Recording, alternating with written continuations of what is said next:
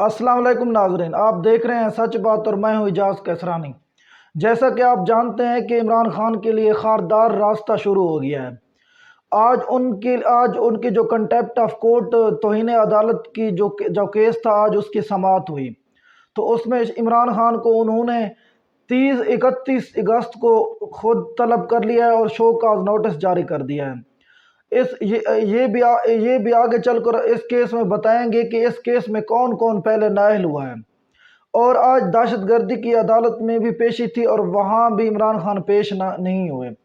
تو آج جو فارن فنڈنگ کیس کی بھی الیکشن کمیشن میں پیشی تھی، وہاں بھی تحریک انصاف کے وکیل پیش نہیں ہوئے۔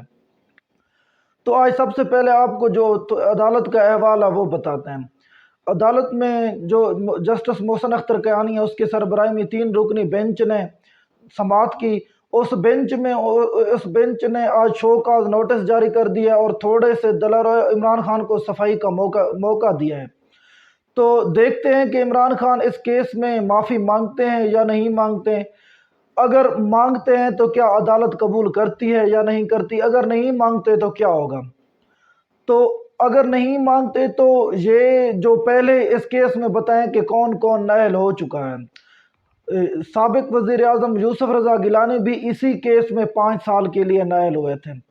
طلال چودھری اور دانیال عزیز بھی اسی کیس میں 5 سال کے لیے نااہل ہوئے تھے۔ تو یہ اگر میرے خیال میں طلال چودھری نے تو معافی بھی مانگ لی تھی عدالت میں، لیکن انہوں نے قبول نہیں کی تھی اور 5 سال کے لیے نااہل کر دیا تھا۔ تو آج جو ججز نے یہ ریمارکس دیے ہیں کہ چلو ایک عام آدمی اگر ایسی کوئی بات کر دیتا ہے تو فرق نہیں پڑتا، لیکن ایک نیشنل پارٹی کا لیڈر اگر یہ بات کرے تو اس سے فرق پڑتا ہے۔ تو ان کو ایسی باتیں نہیں کرنی چاہیے۔ تو لیکن اس کے مقابلے میں پی ٹی آئی کہتی ہے کہ اگر فیصلے اچھے آئیں گے تو ہم تقریریں بھی اچھی کریں گے، باتیں بھی اچھی کریں گے۔ تو لہٰذا عمران خان کے لیے ایک مشکل سفر شروع ہو گیا ہے۔ اور دوسرا، کل رات کو جو تلاشی کے لیے شہباز گل کو اسلام آباد پولیس لیے پھر رہی تھی، اس کا بھی 2 دن کے لیے جسمانی ریمانڈ منظور ہوا تھا، اور کل میرے خیال میں شاید ان کو بھی دوبارہ پیش کیا جائے گا۔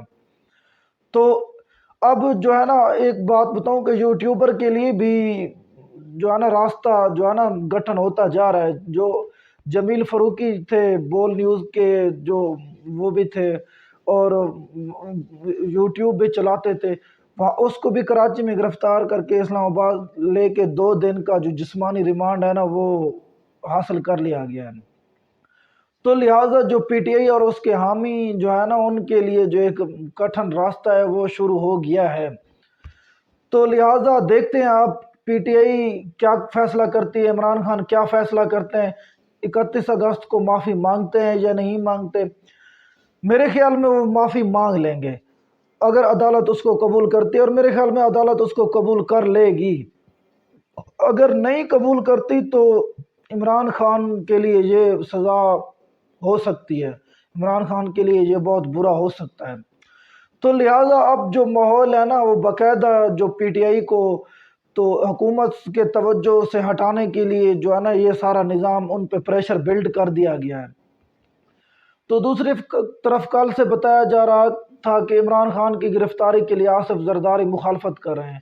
تو پیپلز پارٹی سے یہ بیان آیا ہے کہ انہوں نے آصف زرداری نے ایسی کوئی بات نہیں کی ہے، اور آصف زرداری کا حالیہ بیان جو ہے انہوں نے کہا کہ تو سب کو سیلاب زدگان کی طرف توجہ کرنی چاہیے سیاست سے ہٹ کے، لیکن ایک شخص کو جو ہے نا اپنے طاقت کا بخار چڑھا ہوا ہے۔ تو لہٰذا جو پی ٹی آئی اس وقت، میں پہلے بھی آپ کو جیسے بتاتا آ رہا ہوں کہ پی ٹی آئی مشکل دور میں آ چکی ہے۔ تو اب پی ٹی آئی کے جو فیصلے ہیں نا وہ اس پہ منحصر کرتے ہیں کہ وہ اس کو ڈیل کس طرح کرتے ہیں۔ اگر اچھی طرح ڈیل کر لیا تو شاید تھوڑا راستے جو کم ہو جائیں، اگر جس طرح جا رہے ہیں جارحانہ طریقے سے، تو جیسے فواد چودھری اور اسد عمر والا گروپ ہے، اگر اس طریقے سے انہوں نے ڈیل کیا تو پھر راستے اور مشکل ہو سکتے ہیں۔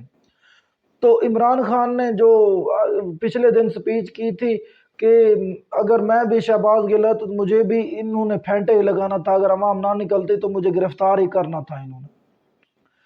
تو اب دیکھتے ہیں کہ پی ٹی آئی کیا فیصلہ کرتی ہے۔